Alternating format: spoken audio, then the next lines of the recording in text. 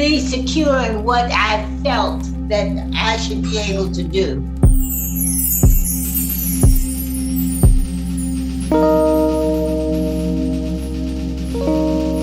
I see my Black future as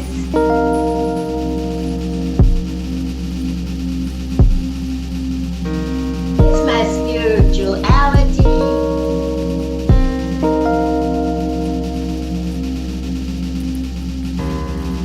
With my children, with my grandchildren, my great-grand, who I love dearly.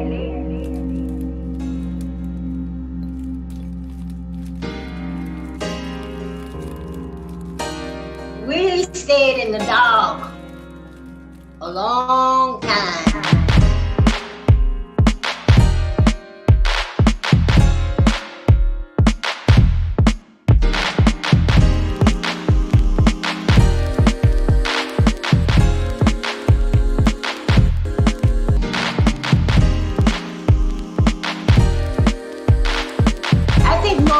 In the sunlight now.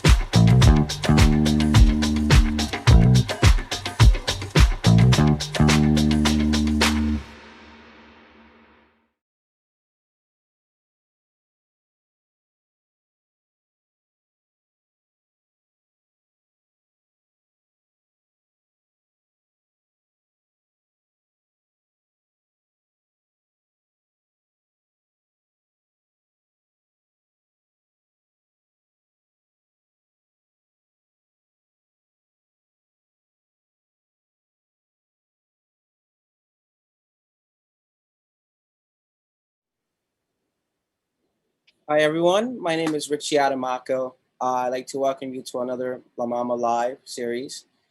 Today we have choreographer, dancer, and director Shauna Davis. How you doing, Shauna? Hello, I'm doing well. That was fun. Yeah, that was very, very beautiful piece. Wow. I kind of feel like I needed to watch that on like a SpaceX, like futuristic ship, kind of like in the Fifth Element, kind of zone. I totally got all those vibes. Really, very beautiful. So super involving too. How long does something like that take to create? So I had the seed of an idea in December. And then we started going into pre-production in probably February. There was a period of me like gathering imagery and inspiration and just planning and figuring out what I wanted to see on the screen. And then we shot in April, and now it's July. So about 7 months. So you were working on that during the pandemic. Like, what does something like that involve, like in terms of difficulty? Because it must be super hard to have to create something like this during a time like this. Yeah, you know what? I got really lucky in that I didn't feel like the restrictions of the pandemic were the most difficult and grueling. Um, yeah, I experienced a lot of generosity and a lot of safety when it comes to all of the people that were involved, and the spaces that like opened themselves up to make this happen. La Mama being a huge one. I started collaborating with La Mama at the beginning of the pandemic, so all I've ever known was creating with them in this time. So yeah. So where does an idea like this come from? Like, what are you drawn from? What inspires something like this?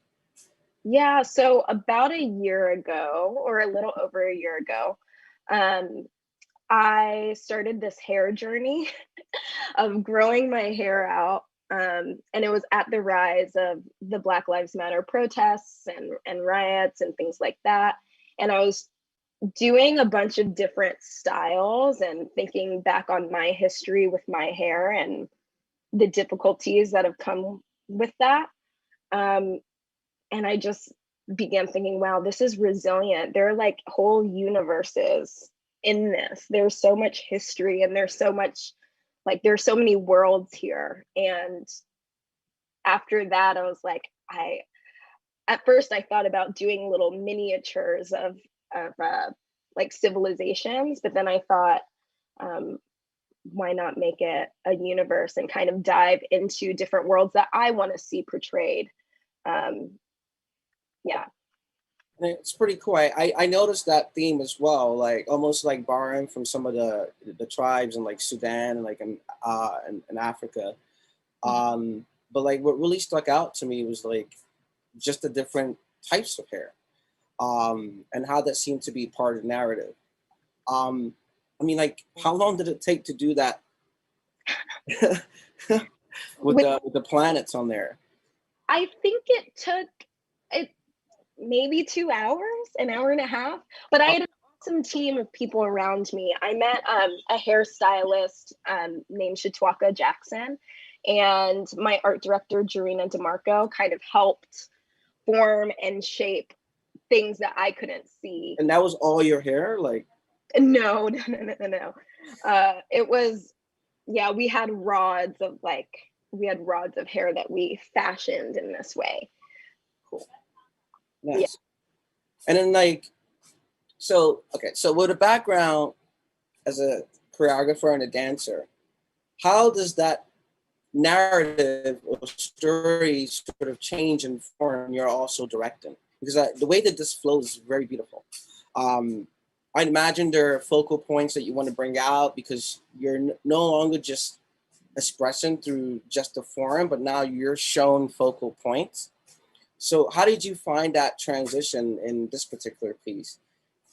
Yeah, it's an interesting question. I'm exploring what it is to be a director right now, and yeah, movement and choreography is my base. So I always see things through that lens. And yeah, it was interesting. I'm finding in my relationship with dance and movement, I want it to be a little bit more story driven and to be a supporting component of the stories that I want to tell, of the scenes that I want to set. So I'm kind of reworking my brain to see movement in a different way. And yeah, I'm not sure if that answers your question, but that's what I've been toying around with. I understand that. So in that sense, like, what comes first, the choreography or the music? Because there was a lot happened there between just like that narrative and then like also the story that was being told in the choreography as well.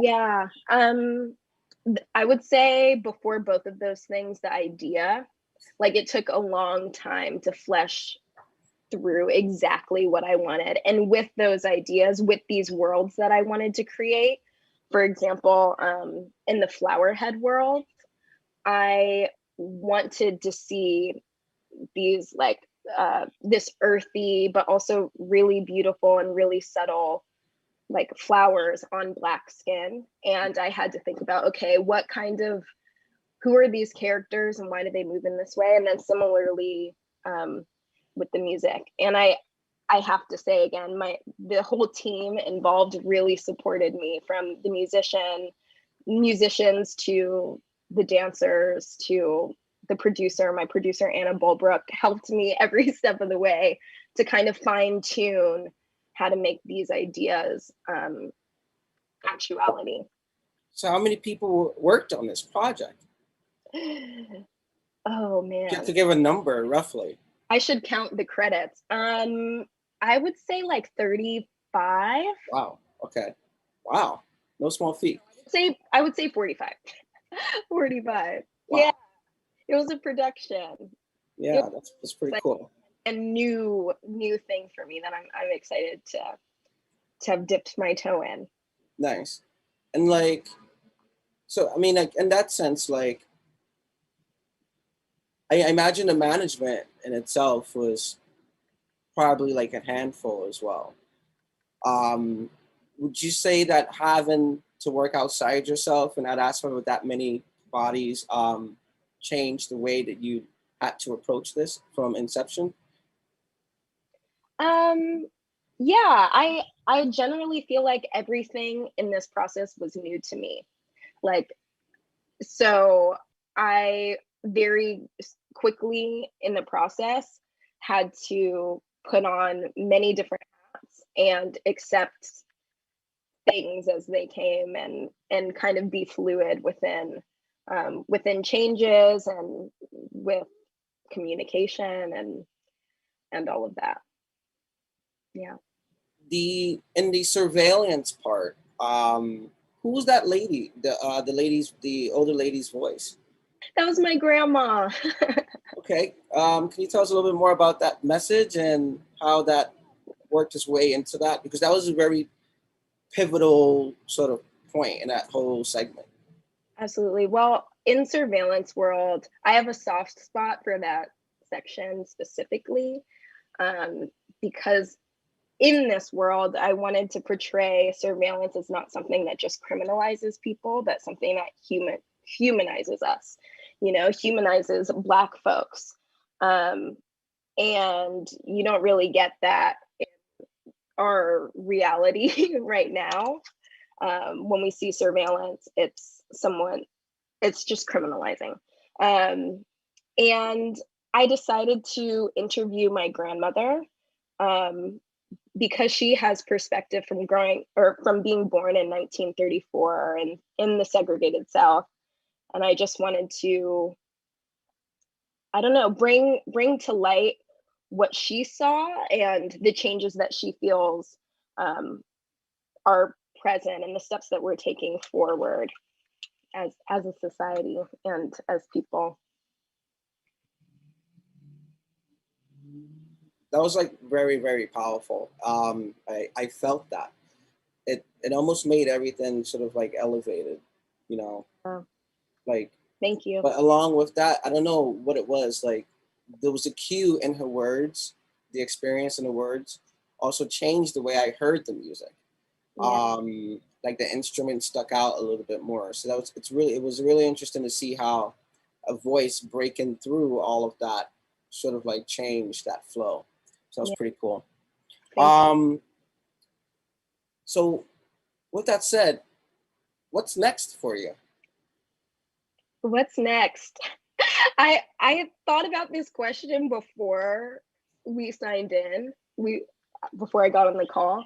I think more creation. I think more diving into this, more story-driven dance and more interdisciplinary collaborations. Nice. And if you had to sort of like take some of the ethos from Black.Eco and just sort of like spread it, what would you like to share in terms of that experience and the thought behind it? What would I like to share? Just like whether it's to other artists or other young Black girls trying to be an artist, like, you know, like, Yeah, I think it's for Black people. I mean, it's for everyone, but it's for Black people. I want more imagery of us seeing ourselves in different ways and having having imagination stem from everywhere with movement, with imagery, with clothing, with music, dance, film, everything. awesome. Well, Wish. that's all I have for today, and I'd like to thank you for your time. I hope one day I can see this on a spaceship in outer space, because Yeah, that choreography totally too. could. Well, Shauna Davis, thank you for another segment on the Mama Live. Hope to see more work from you soon. Yes, yes. Thank you so much. Have a great day. You too. Bye.